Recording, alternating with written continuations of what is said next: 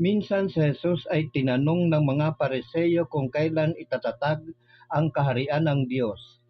Sumagot siya, ang pagsisimula ng paghahari ng Diyos ay walang makikitang palatandaan at wala ring magsasabing nagsimula na roon o rini, sapagkat ang totoo'y nagsimula nang maghari ang Diyos sa puso ng mga nananalig sa Kanya. At sinabi niya sa mga alagad, darating ang panahon, hahangarin ninyong makita ang isa sa mga araw ng Anak ng Tao, ngunit hindi ninyo makikita iyon. At may magsasabi sa inyo, naroon siya o narini siya. Huwag kayong pumunta upang siya'y hanapin, sapagkat pagsapit ng takdang araw, ang Anak ng Tao'y darating na parang kidlat.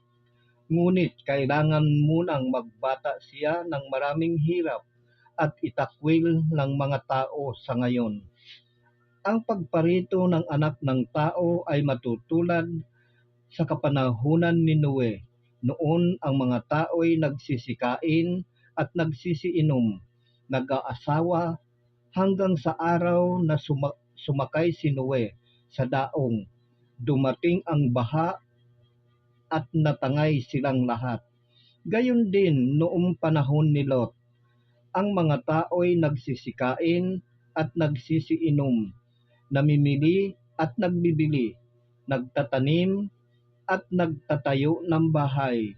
Ngunit ng araw na umalis si Lot sa Sodoma, umulan ng apoy at asupre at natupok silang lahat. Gayon din sa pagdating ng Anak ng Tao. Sa araw na iyon, ang nasabubungan ay huwag nang bumaba upang kunin ang kanyang mga ari-arian sa loob ng bahay. Ang nasa bukid ay huwag nang umuwi. Alalahanin ninyo ang nangyari sa asawa ni Lot.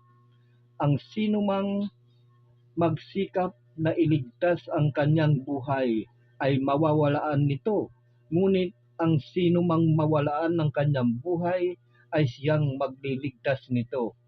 Sinasabi ko sa inyo, may dalawang lalaking natutulog sa isang higaan sa gabing iyon. Kukunin ang isa at iiwan ng isa. May dalawang babaeng magkasamang gumigiling. Kukunin ang isa at iiwan ng isa. May dalawang lalaking gumagawa sa bukid. Kukunin ang isa at iiwan ng isa.